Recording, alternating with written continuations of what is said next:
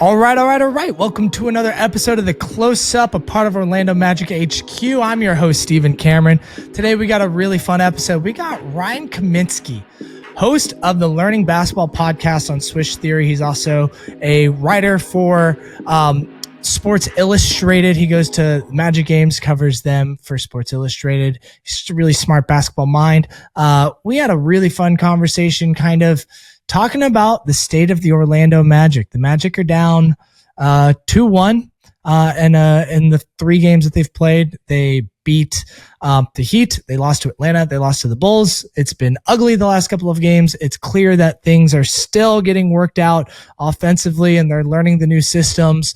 It's not all doom and gloom as a lot of people might be feeling after a couple of games, but it's definitely not like, hey, the Magic are undefeated like we thought they might be after 3 games going into this 5-game road trip that some of us also thought was possible. So it's okay. I just want to remind you all, Magic community, this team is going to be super solid. They don't need to do anything drastic right now. They just need to figure out a little bit more of who they are offensively, get a little bit more comfortable with this system, and just get their feet underneath them a little bit. It's going to be okay. Before we get into that conversation with Ryan, which I'm sure you all will enjoy, I just want to remind you all of a couple of things. We're still running, got a few more days left of the Patreon giveaway. If you join Patreon or if you're an active Patreon member now, we are giving away a 47 Orlando Magic collab hat of your choosing. It is a pretty sick hat. You can see them in the link below. Also, all new signups before the end of October. If you use the code HQ50, you will get 50% off your first month of subscription of Patreon. There's 2 different levels. Patreon is just a way for you to financially support us. We do exclusive content just for you. I actually just did a podcast of the Patreon exclusive show that talks all about this upcoming road trip. So you guys can listen to that kind of stuff if you'd like and see all this exclusive content we have there. Please also like and subscribe to this podcast if you're watching it on YouTube. And if you're listening to the show, we'd love and appreciate a 5-star review. It helps us in the algorithm to get out to more Orlando Magic fans. That's all I really got for announcements. Let's just get into this conversation with Ryan Kaminski of Swish Theory, the Learning Basketball podcast, and Sports Illustrated. Like I said in the intro, we got my friend Ryan Kaminski, host of Learning Basketball podcast on Swish Theory and a credentialed writer with Sports Illustrated covering the Orlando Magic. Ryan, welcome to the show. How are you doing today? I'm good, man. I'm good. Thanks for having me. Excited to talk a little Magic basketball in a down moment at the moment, but the season's a long haul, so we'll be bouncing right back up. I can't wait to dive in a little bit here with you. Yeah, it's going to be fun, man. You and I have talked a few times on podcasts together, but on neither one of our shows. So this is actually the first time we're on one of our own shows talking basketball. So I'm excited about it. We had the emergency pod. We had the emergency pod. Right. That was on mine, but we have done quite a bit with our guy Gifted NBA. We've jumped over there a few times. I forgot about the emergency pod. But we made an emergency pod. We made it happen. So that was true. This is my first time on your podcast, though, so it is an honor for the home and home to be complete. That was with the Desmond Bane trade that we did the emergency pod, right? Exactly. We had to get one out. What a week that was. What a week. On a high. What a week. Anything was possible at that moment. A little bit of a different tone today as the Magic are 1-2, and kind of an annoying 1-2. Like this is probably the first setback since that moment. And we'll get into that in a second. Before we get into it, give the quick cliff notes on what Learning Basketball is, just so the listeners of my show can understand a little bit more on where you come from and your perspective on basketball.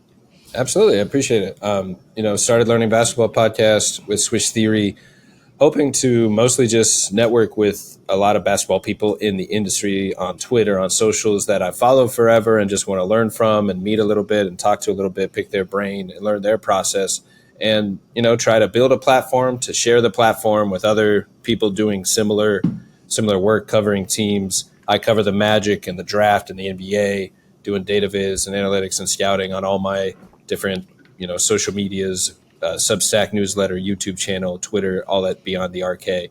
And that kind of led to creating a podcast and just wanting a different platform to, talk about hoops and mostly learn and meet and get to know people in the industry that, was pretty much just social media before that. And I think it's a great way to not only connect, but also share a little bit of other people's scouting processes and film breaking down processes. And the cool part is, like, I try to get different perspectives from all over the basketball industry. So one episode will be with a player, and then we'll talk to a GM or a scout or a coach or a media member, maybe even a fan or a group, a mix of both. So, the goal is for listeners to come away learning something new that they might have not thought about in basketball. Maybe it's a different perspective or a way of thinking or a stat or an analytic process that they hadn't really thought of, and just kind of shine a light on, whatever it may be. And going from basketball photography one episode to analytics and film breakdowns the next. So it's been fun just kind of expanding, my knowledge of the game and becoming more aware of all the great work that everybody's putting out there. It's a great show. Listeners, if you haven't checked it out, tune into it. You will actually learn basketball, like the title says. It's the most straightforward title I've ever heard. I love it. Learning basketball. You're going to learn basketball. It's great. It's what you're here to do. It's what you're going to do. We're going to have fun doing it. And you're going to have fun doing it. And I love it. Exactly. Well, Ryan, outside of the fun, we're a little frustrated today. I'm a little frustrated today. The Magic are 1-2. They played 3 home games so far before a 5-game road trip. They played the Miami Heat. They won 125-121, which was a scary win. It never felt secure the whole game. It was a close game. Then they lost to Atlanta, 111-107. They were up most of that game and lost it in the fourth. That was very frustrating. And then Chicago just never really felt good about that game. It was a back-to-back. Jalen Suggs didn't play. They lost that game 110-98. Just some really frustrating moments in some of these games. Some good things to have taken away in some of these games. I'm not going to say it's all doom and gloom, but I'll just say out of the 3 home games that have been played, a lot of people are a little frustrated, a little disappointed in this Magic team at the moment. And I think the Magic team are also pretty clearly frustrated and a little disappointed at the moment too. Things feel a little off.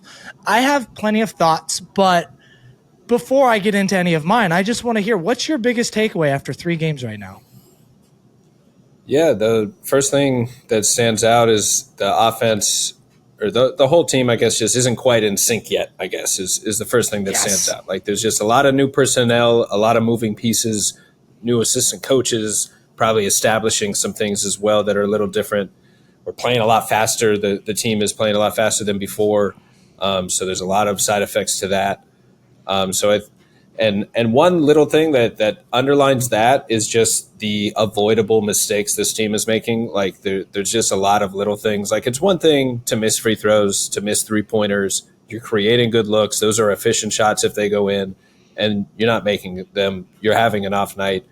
Magic fans know it too well. They thought it was fixed overnight, and it hasn't quite figured itself out yet there. But there is some hope in terms of, the guys are going to shoot better on other nights.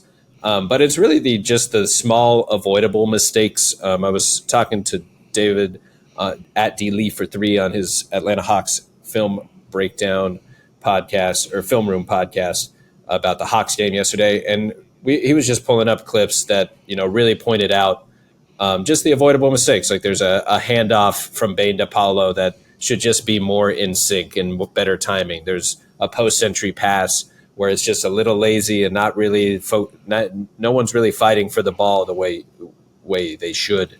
And I think, a combination of everyone kind of figuring out a little more of where they need to be on a play-to-play basis, and ideally a little more rhythm to the offense. I'm sure we'll dig into that a little bit too, but like, Franz has been there so far. Like, the Franz pick and roll has been reliable every time they run it. And it seems like they just only run it a third of the time because they're trying to figure out the rest of the offense. But I do think, the team might eventually need a pecking order established. And if it doesn't, then it needs some sort of like scheme or system where it feels a lot more natural for everyone to take their turn and pick their spots. Because that like with Paolo so far, that's the thing that stood out for Paolo for me, is just kind of his shot selection seems off. Like, the decision-making isn't always pristine, but he's just taken a lot of tough shots, like a lot of midi floater fadeaway drives where he's just pulling up like half a step short. And that interests me a little bit to like basically be like if there is a new scheme in place, is Paolo the one that has to adjust the most while he's also the best player? And should they be changing things more for Paolo because he's the best player? Or, is it more of a group effort now with 3 stars where they're trying to find that balance for everybody? I feel a lot of that sentiment as well. That is my biggest takeaway so far too, is just offensively things are not, they don't understand the new system yet. It doesn't feel like second nature to them yet, right? There was a comment last night in the postgame with Paulo where he was asked about the offense, and he's like, things will get better when guys start to know where their spots are. Something along those lines. Don't quote me on that. But that, and then when you look at this play is so clear in my mind. Anthony Black is on a transition, fast break, with Franz in front of him. This is against the Bulls last night, or Saturday when they played the Bulls. I'm saying last night. Everyone's listening to this a couple days later. But he's on this fast break, and Franz is wide open, and Wendell Carter is also running down courtside as well. And Anthony Black passes the ball basically straight in between the basketball hoop and the corner where Wendell Carter was. And it's that moment just tells me like people don't know what to do yet, right? You have a wide open Franz who could have taken advantage of a mismatch that Anthony Black kind of looked off. Anthony Black thought he was going to get a cut from a Wendell Carter, but instead Wendell Carter faded to the corner.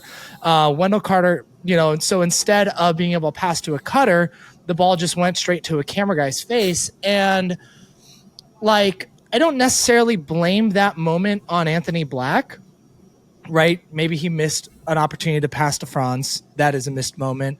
But I think it really just kind of umbrellas the big picture of guys are still trying to figure out what to do. There's a lot of miscommunication going on the court right now. And once a first or secondary action gets cut off, it kind of is resulting into, well, I'm not sure what I should do, so I'm just going to force a bad shot in like Apollo's case, right? And so it just seems like what they've learned from training camp is still very much sinking in, or maybe they didn't have the most successful training camp so far offensively with trying to understand the new pace of play. Just to give the listeners some context here, the Magic were like the slowest paced team in the league for like the last, 20 years it feels like. And now they're the 6th fastest team in the league. Again, small sample size, 3 games, but they're playing at 105 per 100 plays. And that goes for 3 games again, 6th fastest pace of play. I think when you take in, like you mentioned, new personnel, Desmond Bane, Tyus Jones, new coaching, even the reduction of Gary Harris, Cole Anthony, guys who are vocal leaders to the team, KCP, whatever people want to think about him, he's gone. When you have that much changeover with the new coaching staff and a new system, it's going to take some time. And I feel like that is just so clear right now with this Magic roster. Absolutely. I mean, the Joe Prunty assistant coach was brought in to mix up the offensive scheme. He is credited a little bit with this new pace and style of play and just the speed they're trying to play with. And I think that has a ton of, side effects, obviously, when you're trying to play faster. If the half court offense isn't your strong suit, playing faster creates easier shots.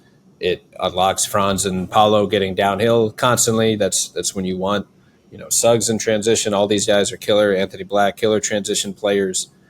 So, as much transition as possible, obviously key. And there's a handful of different side effects. Like maybe it's affecting the defense because maybe they're gassed by pushing the pace too much. Maybe they don't know, like we've hit on, don't exactly know where to be. So they're playing fast, but maybe it's a little too fast. Like I compared it to like the Harlem Globetrotters on the first outing where it just felt like the ball was moving fast, but I didn't really know if it was getting anywhere. Like sometimes it would result, like it would be a flash of a great play and then a flash of like just too many extra passes, like everyone getting a little too cute, just trying to like keep the ball moving when like there was 2 or 3 good scoring chances there to score. But they were having fun doing it, and it looked like they were like playing so well that they could get away with having fun. And maybe at a certain point when you find your rhythm, you get there. And they were hitting more of their shots that first night as well against the Heat. So you kind of like you think when you are hitting your free throws and you are hitting your threes, you're just giving yourself a better chance. So like there's like multiple things that can be true. And when the team is losing, we're going to point out all the negatives of what went wrong. But when they win, all is forgiven, and you don't really, care as much about every little detail that goes wrong. So we can, with trying not to point blame necessarily at any one person. Like I think it's obviously you got to hit shots, the threes and the free throws to give yourself a chance. But like we're saying here, like just kind of finding a rhythm, finding the pace that this team wants to play with and control their own pace is really important. And as we're hitting on, just kind of being in the right position. I actually, when you described the Anthony Black play, I thought of a different play, very similar, also involving Anthony Black, where he kind of got circled up around the elbow and saw 2 teammates on his left, looked away, threw a no-look pass, and there was no one there because they had both moved. And it's like you had 2 assists possibly, and suddenly it's 0 because you guys are just off by like 3 feet of where everybody thinks everyone is.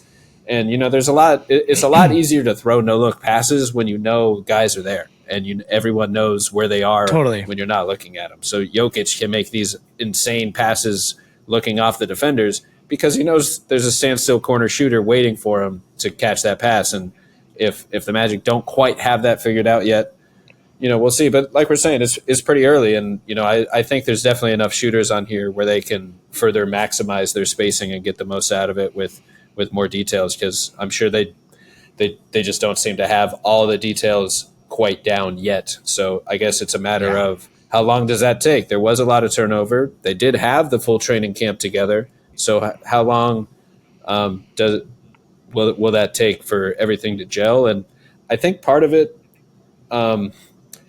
is kind of unleashing Franz, knowing what you have in him, and then kind of like spending the rest of the lineups figuring out the balance that works with Paolo and Bane, especially if you think that's a complementary duo, because Franz and the bigs are already a complementary duo. They can just run pick and roll with any lineup and create good shots. So if you have these electric dynamic guys in Paolo and Bane, and you're not sure what to do with them, like just start experimenting lineups and sets, but use them more. Like the best play of the whole 3 games so far was the opening play, the first game.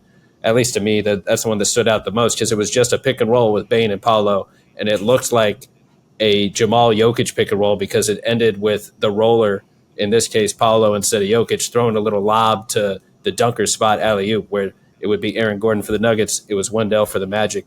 And it looks so similar to that type of set where like you have Desmond Bane's on-ball gravity, Paolo's rolling gravity and playmaking and tough shot making there, and then shooters and dunker spot play finisher around them. Like there's clearly something there. It's just kind of tapping into the sets and schemes that work and find the best balance for this team. So I think that's ultimately what the offensive identity will look like. It's kind of staggering Franz and one of the bigs pick and rolls with Bane and Paolo handoffs or pick and roll 2-man games. But we'll see. And also Suggs hasn't, been in the very consistently in the lineup. So already dealing with a weird factor there. I want to pause and kind of highlight Paolo for a second here. He's just signed the 5-year max extension with the Magic. He's, a lot of people's eyes, the best player on the team. I wouldn't say he's the best player currently. Franz has played much better at the start of the year compared to Paolo. But this team isn't all doom and gloom, like you've mentioned. We've had some really nice moments. I've loved a lot of the first opening plays with the Magic. I think Wendell Carter has been the first to score on the Magic 3 games in a row, and it seems and it's like very purposefully driven for that, and I've really loved that. I do think there's going to be some really good moments with the faster pace of play that's going to allow this team to get better looks, improve the offense, include more motion.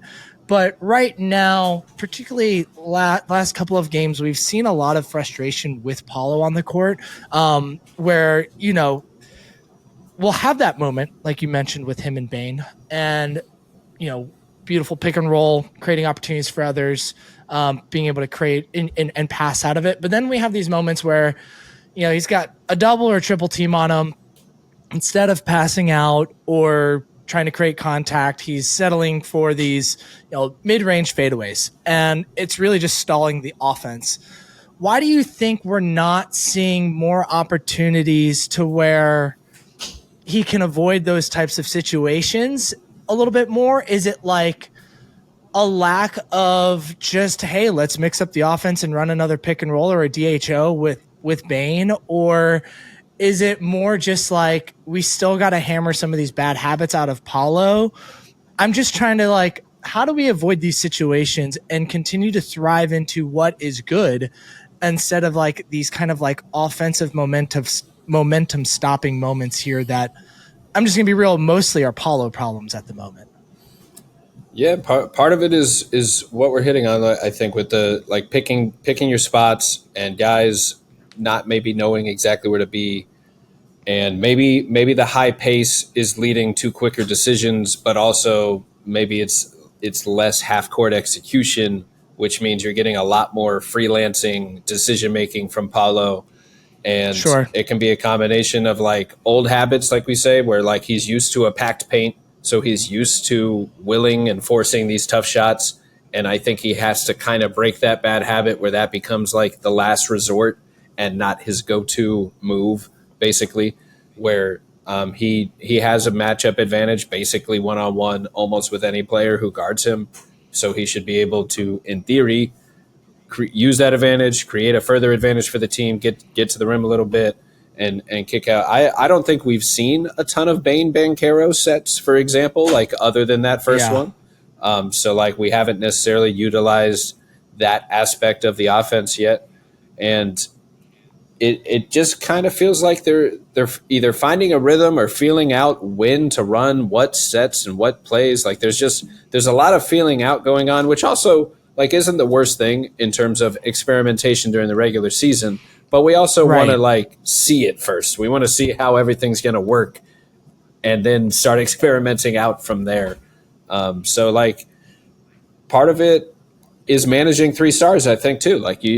We know Franz is working, and for whatever reason, they're not just riding the Franz pick and rolls as if it was Germany and he was hot on Germany. They would just ride that the rest of the game if it's working. But I think it's going to be just a combination of you have 3 guys that can get it done. So trying to find that balance is a really big challenge of all right, maybe Paolo doesn't have it tonight. Let's run these Franz pick and rolls. And until then, I also think there needs to be more of a scheme or system that utilizes Paolo, and the pick and roll off the top play shows an example of that system. And they're running aspects of it, but it just seems a little hit or miss or a little random at the moment, and not a system within where the plays are within the system and within the scheme. More so just kind of throwing stuff at the wall, see what sticks, see what works, and then maybe run it again. So like I said, I don't mind the experimentation, but I wish there was a little bit more system or scheme to it all of how we're kind of getting into the sets. Are we going to run just if we're going to run a lot of handoffs and pick and rolls, let's involve Paolo as much as the other rollers in that to unlock his playmaking and downhill half court force. When he gets going downhill, he's unstoppable. When he has that momentum on his side, and it just seems like we don't get enough of those opportunities like we should. Because not every single one of those opportunities has to be in a fast break situation. You can create those types of opportunities through DHOs, through pick and roll opportunities, and we're just not getting those. And I don't know if it's do we need to involve him more off ball earlier into a set before the ball just goes to his hands and we're running through him, right? And then, creating a little bit more movement with him in that kind of, being a screener for someone else with the ball, allowing him to be the person handing off to someone else, which can then get him off ball to then get like the secondary action off of that. I'm just not 100% sure what that is, but like, I don't hate the Paolo isolation play.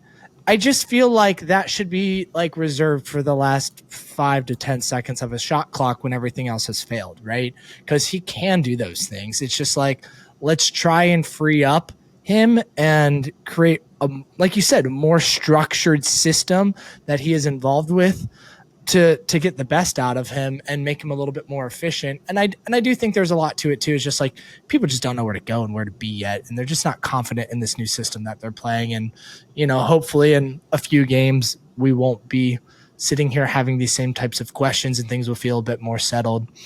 I compare it to what you said in the half court.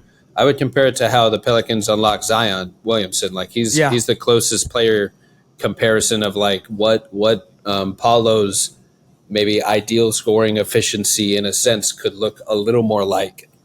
Just you can take there's All-Star season or Paulo's All-Star season, not last year but the year before.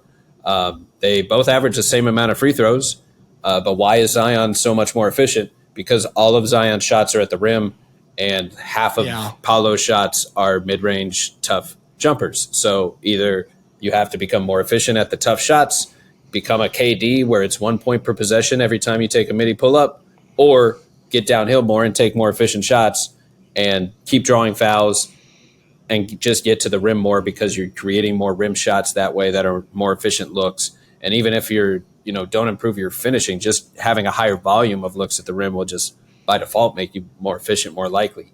But obviously improving the finishing and the tough shot making takes it to another level there. And one key for Zion is their ability to get him ahead of seam in the half court, even if it's like starting him literally at the half court line for a handoff and just letting him run straight to the rim. Like they've used to do it a little more often, I think, when they had less personnel around him. But just getting him downhill in any way is how to unlock it. And I know like Bane and Paolo, that was the quote I asked them after the first game was about the pick and roll because it just stood out and they both raved about each other's like gravity and how they should run that play more often. Bane's quote got a little traction. He said he's never played with a roller who is feared as much as him in pick and roll as he is with Paolo, which Grizzlies fans didn't take lightly, but mostly is just a true statement about like the rim rolling aspect, not necessarily the other players there. But clearly the players see how great that combo can be. So what's the holdup? Why don't we run it every play or every other play? Like why aren't we running Franz pick and rolls one play and Bane Paolo pick and roll or handoff the other play? And to a degree, we also mostly do. Like it is like a Princeton system setup of endless handoffs. It already feels like, but we're just not quite there in sync. And I think immediately having Suggs out of the rotation has thrown some things off too, where now Tyus Jones is starting and he's more of a backup point guard. He's getting picked on defensively. It's not really as effective to have him out there with the starters when like Trae Young kind of like just picked on him a little bit in that game. Yeah. That was a tough one for him. Like he brings plus playmaking and can hit the open three, but he's just more of a killer stabilizing a bench unit than he is bringing plus impact to starters. But he's still capable point guard who can run the offense and balance. You're just kind of giving up a little bit defensively, so you already have to kind of deal with making up for that in the starting unit as well. So one thing that is interesting to keep an eye on is just how all the roles settle into each other, and what the pecking order ultimately looks like. And mostly just can we get like a 20-30 game stretch with everyone available so we know what the team fully can be and can look like, and then everyone kind of learns their roles and adapts. Whereas like if we're just losing players left and right and we never established a system in the first place, then we're always just going to be kind of like plugging holes and trying to figure it out as they go, trying different things to see what works. So you hope the team just has like full health for the top 9 just to kind of establish a pecking order this season and then build out all the different lineup combos from there. Because obviously like with everyone healthy, there are there are a ton of different combos between the two guards and the two big forwards and the plethora of big men options this team has. Well, thankfully, we're 3 games in, and we don't have any new injuries, right? We're still just dealing with managing Jalen Suggs and getting Mo Wagner back. But I do agree, like, gosh, this team out of every team needs some consistent health so we can just see what's going on here. They do have so many options. You bring up a name I want to circle back to, Tyus Jones. He's a new addition to the team. They signed him to a 1-year, $7 million contract. He's like the only true kind of point guard on this roster, in my opinion, kind of depending on your view of Black and Suggs, but that's probably a conversation for another day. He's had a pretty rough start so far. He just doesn't seem like he's able to find his rhythm right now. And again, he's a new player, new team, new system. The only person he really knew before this was Desmond Bane. This team's been together for a little over a month, so there's a lot to get settled in. But it's interesting the way Jamal Mosley has been using him, right? Tyus Jones in past has been, a really elite pick and roll ball handler. And he's not really being asked to do that right now too much, right? I see him playing off ball quite often, which isn't necessarily a bad thing. He's a pretty good 3-point shooter. In theory, he hasn't been good so far here, but in theory, a pretty good 3-point shooter off of kickouts when he's doing, in a catch and shoot situation. But he's just been I think he's made 1 3 in 3 games. He's, hasn't really been all that effective scoring the ball. Granted, he is a low volume scorer, but it just seems that if his best skill is to run a pick and roll, why isn't he being asked to run the pick and roll more frequently? And I just don't quite understand his role within this offense yet. How are you seeing him? Granted, he's been in the second unit and being asked to play it and with the starters with, Jalen Suggs being out. And then even at one point last night during the Bulls game, he got pulled for Jace Richardson for a few minutes, which was interesting. Just want to kind of see what's your thoughts with how they've been using Tyus Jones, and is this still, again, most of all of this is probably just, it's so early in the season, things are not settled yet, but I just kind of want to get your perspective on Tyus Jones and why he's been struggling so much as of late. Yeah, totally agree with the sample size part of it. We're way too early for any real decisions that have to be made for any players or anything like that. And yeah, I just want to say real quick, neither Ryan or I have the fires ready to burn this structure down. I think we're both pretty level-headed, realizing that this team just needs some time to sort it out. I'm not calling for coach's head. I'm not calling to trade Paolo. I just don't want to trade Tyus or even play Jace Richardson over him yet. We need this team to play a little bit. Yeah, that's the part is the Magic did so well this offseason that they drafted, they traded for a 3-point shooter who can run some point. They signed a point guard that can hit the open 3, and then for good measure, they also got a rookie who can do both. And so on the one hand, you have good depth, you have multiple options, great for injuries, great for all of that. But on the other hand, that also means that there are expectations for this team now. And anytime a role player doesn't perform, that means the fans are going to, call for their head and ask for the next role player to get an opportunity, especially when it's an exciting rookie that is looking like he can shoot the lights out like Jace. And then he comes in and does it in preseason and looked really good in the as a rookie. I'm really excited for Jace's future with this team. It's going to be fun. Yeah. And I think it's kind of a good, it's a good problem to have, basically. Tyus Jones is a capable, proven veteran who, as you said, can run the pick and rolls. He's a stable offensive coordinator. He can hit the open 3. And to his role right now, we hit on it a little bit. So I think if he was commandeering the second unit, we would see a lot more on-ball Tyus Jones, to your point, the pick and rolls, the creation as a half-court playmaker. He is the league leader in assists to turnovers for 7 years running, and that comes from his decision-making there. But I think with the starters, seems like they're using him more as a connector role where he can hit the open 3 and make great decisions with the ball, similar to how we saw Corey Joseph mesh with this unit back when he was starting last season. I see Tyus as sort of an upgrade of the Corey Joseph role where you're getting a little more playmaking out of it and a little more of a maybe steady bench hand who can also spot start. Like you're not going to want to start him for a playoff series for the defensive woes and issues that we talked about. So his ideal role might be regular season 6-man backup point guard, stabilizes the bench unit, creates good offense that way.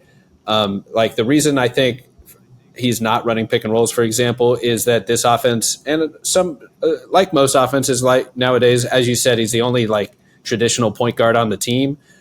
Now a lot of offenses, including the Magic's, they run their offense through the stars. So Franz Wagner is the point forward a lot of the times, or Bane or Paolo or Suggs, where maybe they're the point guard, maybe they're the off guard running some point that play.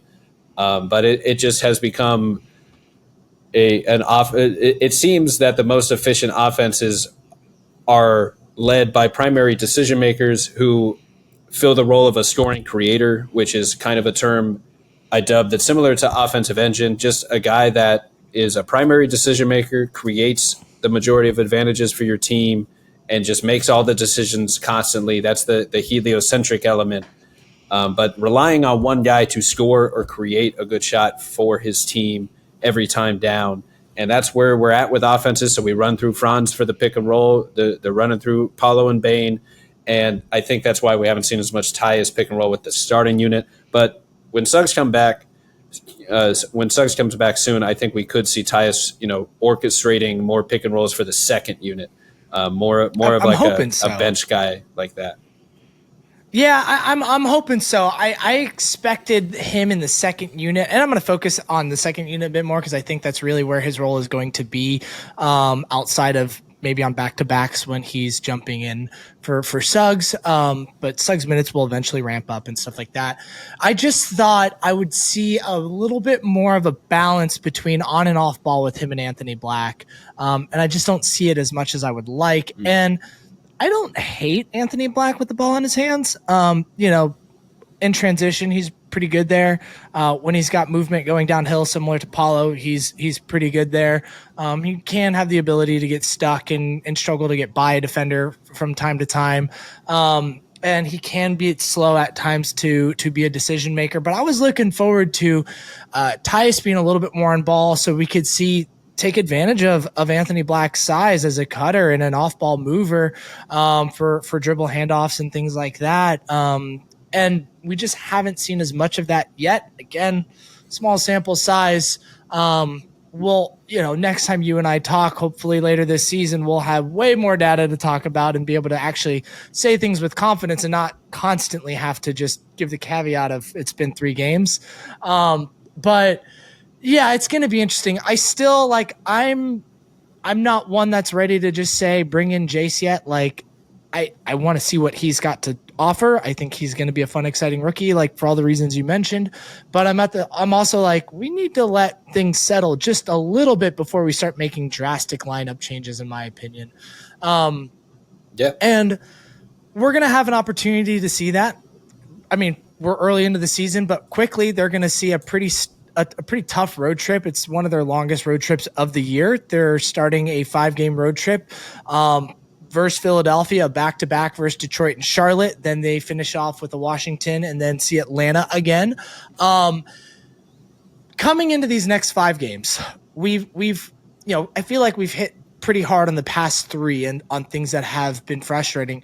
But what are a couple of things that you're really looking forward to seeing get more information on, with this team, right? Like, I'll just say record-wise, anything less than 3-2 is probably not great for this Magic team with where they're at right now. But I'm not even really asking about record. I'm more so asking like systematically on the defensive or offensive side, what's something you're really looking to get more information on during these next 5 games on this road trip? Yeah. I definitely want to see, this general offensive system. I would love to see a little bit more of a rhyme and rhythm to what is going on. Like I'm gonna bring it back to the Denver example. Like they know their core set. They might have a better. Clearly, they have the greatest player in the world in Nikola Jokic, but it's not like he's like just creating everything from scratch and you never know what's coming. he's running a handoff with Jamal Murray almost every single play, and it's really hard to guard.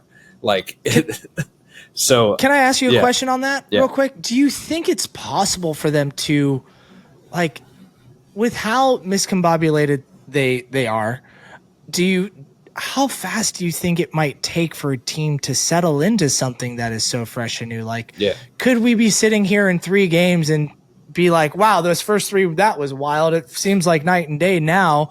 Or do you think it's going to take a little bit more time to where it's like, you know, November 10th after they've had another 3-game homestand and have had some more time? Because, I mean, like, they're traveling, but it's not like they don't have opportunities to, like, look at film and review and go through shoot around and stuff like that, you know?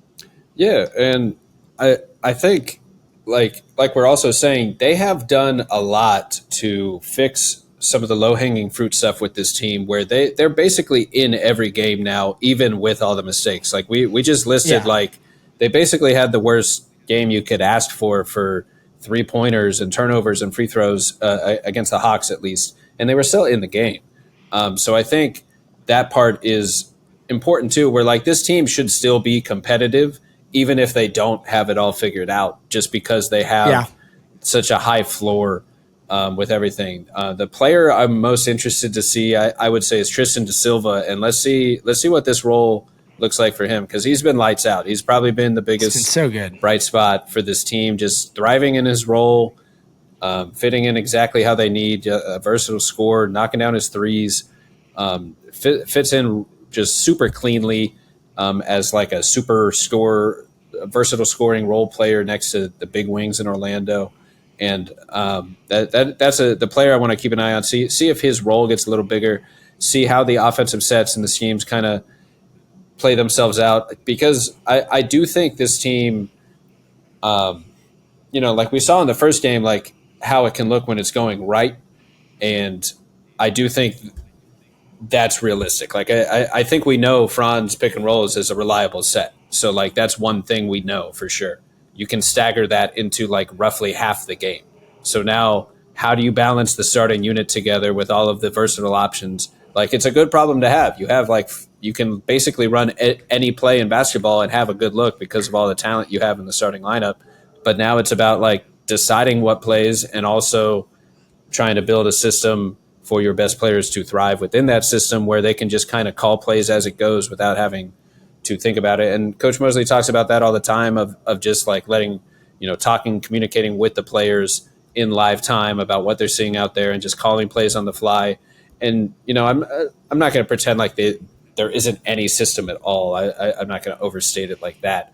Right. I think I've said, the way I'm saying it is exaggerating a little bit. It's just more of a little consistency. Like, if you know what your best sets are, just start running those sets a lot more often, and good things will probably happen. Like, you surround stars with shooters who can dribble, pass, and shoot, and hold their own defensively. You're going to find two-way floor balance. So, like, I really want to see the team unlock or unleash the Bane Paolo 2-man game a little bit more, and just ride the Franz pick and roll hot hand, especially when he's on one, because frankly, out of the gates, like, Franz feels like he's been unstoppable. Like, he is getting to the rim at will. Anytime they give him the ball, he's gliding, Euro stepping. It's been so good. Half court transition. It doesn't matter. Like, he's scored 20 points in the first half, and then it's like they go away from him in the second half. And I don't know if that's game plan related. I don't know if that's the hot hand. I don't know if that's just players picking their spots and deciding, like, all right, it's my turn. Because for all we know, there is a little bit of, I don't want to say, I don't think ego is the right word, but just, you know, confidence and who the age-old question of whose team is this, and is everyone truly on the same page of, we're just going to split this up perfectly 3 ways and everyone's going to get theirs? Or are there times when people want to get their own points? And I think that's a tough challenge for teams to figure out, but they clearly have the personnel.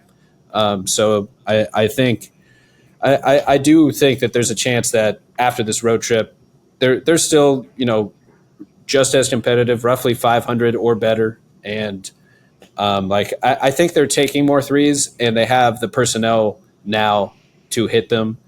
So it's both the threes, and it's also converting at the rim off of the turnovers. And one last point to highlight is that this team lives on second chance points and points off turnovers, the hustle plays. And they're still making those hustle plays. They're 6th on defense. They're 4th in turnover percentage. They're 5th in defensive rebounding percentage, 13th in offensive rebounding percentage. They're still drawing fouls, the second best free throw rate.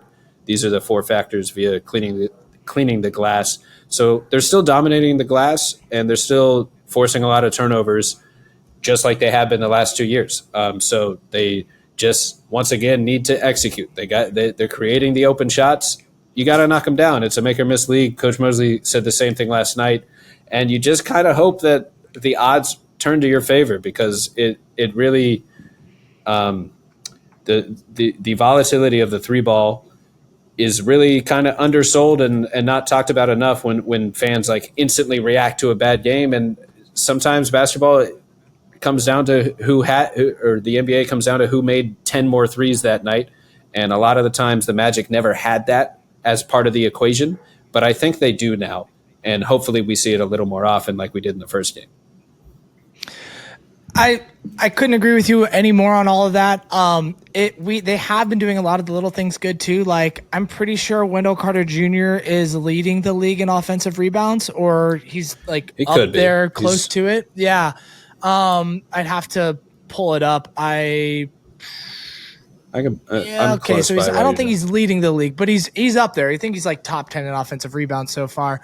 And it's just, we're seeing them dive on the floor after loose balls. Desmond Bane had that play on I think in the first game where he dove on the floor to get a loose ball and which converted into a score for the Magic. And it's just going to be interesting to see how they all settle in. We haven't actually talked about him too much, but I'm actually really excited to see what Desmond Bane looks like in another 4 or 5 games. I know he hasn't shot the ball amazing, but I'm not worried about his shot. He's going to be fine. This isn't a KCP situation. This team is just too balanced for it to be really awful for him. And again, it's just been a few games. He's still figuring out how he's going to get his shots. All 3 of these guys are trying to figure out how they're going to get their shots, where they need to be on or off ball. And he's had some really nice moments so far. It was the first or second game. His first 3 was a really nice catch and shoot. His second 3 was this side step back off the dribble pull up. I think that was game 2 versus the Hawks. There was some and of I'm those. Just there's no one else on the team that is doing that, right? And they, team history, Cole had a, by the way, yeah, not just the Cole team. Had ever. a little bit of that, but not consistent. But it's this is a guy who's okay, I'm gonna have the ball.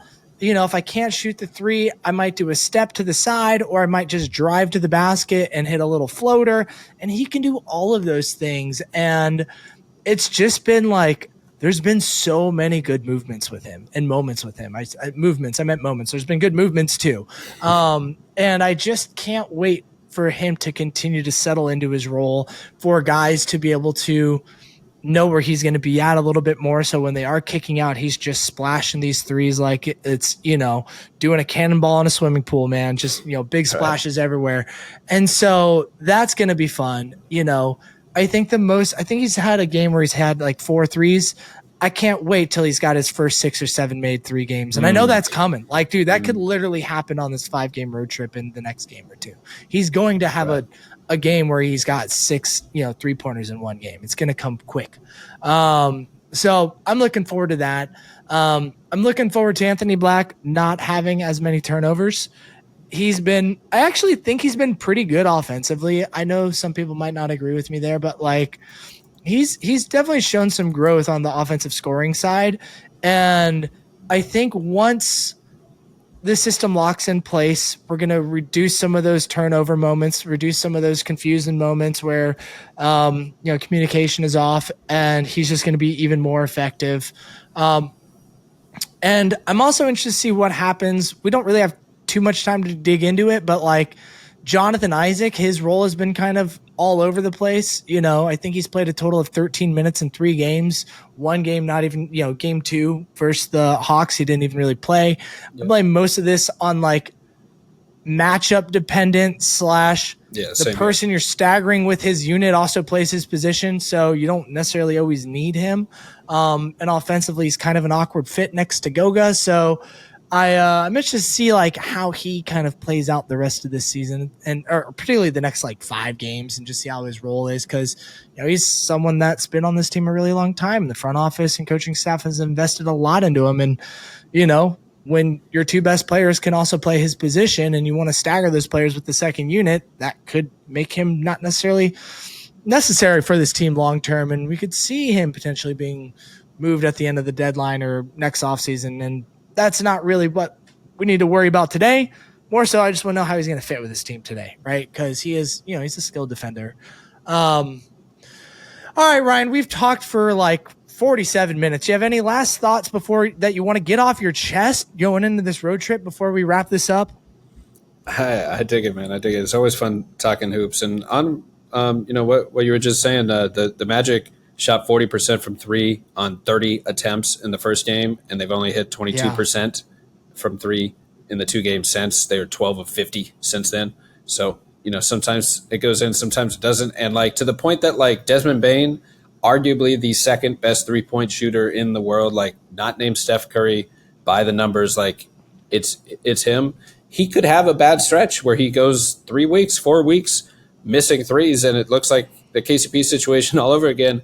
And then he could also turn it around after that and still have a 42% 3-point shooting year, because that's how 3-point shooting can go sometimes, and there are ups and downs.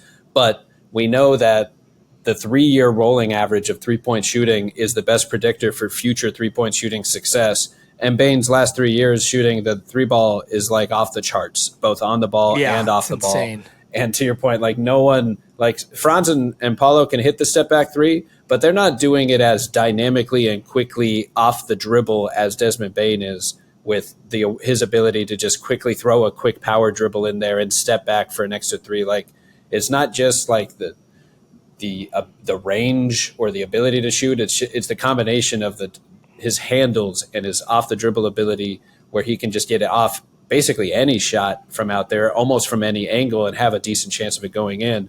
And that's really just never been seen in Orlando, I don't think ever, and is much more common around the league, but it just has been a missing element in Orlando for a long time. So I think that alone, once he gets going there and that becomes a real 3-point gravity of, like you said, 8 threes in a game suddenly, where like they just can't leave him open, that hopefully that is the gravity that kind of opens up the floor for everyone else. And agree on, Anthony Black. I do like Anthony Black with the ball in his hands. I think he's a really smart defender. That's his calling card. Unleash him as a perimeter defender. But he's kind of a point forward too, and I like him getting downhill with a screen, orchestrating some offense. I think, as we said earlier, it'll get a little better with everyone kind of knowing where to be. Hopefully there's a little less miscues with the bad passes here and there. But I really love his 2-way feel in general. I think he's a great decision maker. Excuse me. Great at, active hands, making digs, forcing turnovers, getting deflections, just a real active defender out there. And to your point about Isaac, I think it was totally matchup based. The Hawks did not have Kristaps that game. They lost Jalen Johnson halfway through, and Isaac is the guy you throw at Kristaps to make his life hard. So maybe they just didn't necessarily need their defensive specialist. He's a specialist as much that game, but he's a lockdown defender when they need him. So it's great to have him on his bench, and he seems very open and comfortable with his role, at least from the public perspective. So if they can rely on everyone actually being happy with their role of being a plug and play team, where some nights you're going to play 20 minutes, some nights you might not play at all, that's a great thing to have come playoff time. It's tough to get buy-in from the players, but it happens once you get rolling with the system, where everyone knows, like, if they stay ready, they will get an opportunity. They will get to show what they can do, and continue to earn their minutes going forward. And winning just cures everything. Yeah, right. It's like when there's W's, you can't really complain much. For sure. Ryan, this was a lot of fun. I really appreciate you coming on the show. I messaged you this morning. just kind of saying, well, this won't be as happy as we wanted it to be, but it's okay. I still enjoyed the conversation. I think there's a lot for you and I both to continue, and the rest of the Magic fans to continue to learn about this Magic team and what they're going to look like in another 5-6 games. And, I'm hoping they come out of this road trip 4-1, 3-2 at the worst, stick around 500 or just a little bit better with who they're playing. I think it's really possible, but that's a conversation for later on. Ryan, thanks for joining us. You're the host of Learning Basketball Podcast on Swish Theory, and you can find your work with Sports Illustrated covering the Orlando Magic. What is the @ I will have your information down below. So listeners, he's going to say it, but also just click the link in the description. Where are people finding your written work? At Beyond the RK. You can find my Twitter, Substack, YouTube. All my interviews and press conference questions are normally posted on that feed, and find my writing on the Substack on the Switch Letter website or Switch Theory website. And as we said, Magic on SI this year has been really cool covering the team. So excited to keep rolling with that. Check out the page, and yeah, you got my links. And yeah, man, it's always fun talking hoops. Thank you for having me. I'm sure the Magic will turn things around soon. Like it feels like things can only go up from here, and you got to kind of just, you got to learn how to play with each other. This is the first time Suggs took the court with Bane in a game was the very first game, and they won the game. The starting lineup is technically a plus 20 net rating in however 20 minutes or whatever. So it's I think it's the 6th best net rating of any lineup with 20 minutes. There's only like 18 lineups so far. It's a pretty small sample, but the starters are doing pretty good when they're actually all on the court together. They're plus 18. So one small sample mark to hang the hat on as a team. But let's see them get back from this road trip and see where they're at. Yes, sir. Yes, sir. It's going to be a fun one. Well, all right, Ryan, I appreciate it. Magic fans, stay tuned. You'll hear Al and Anthony later this week with their episode, and then you'll catch me again next week on Orlando Magic HQ. Thanks for tuning in. Go Magic. Peace. Go Magic. You know it.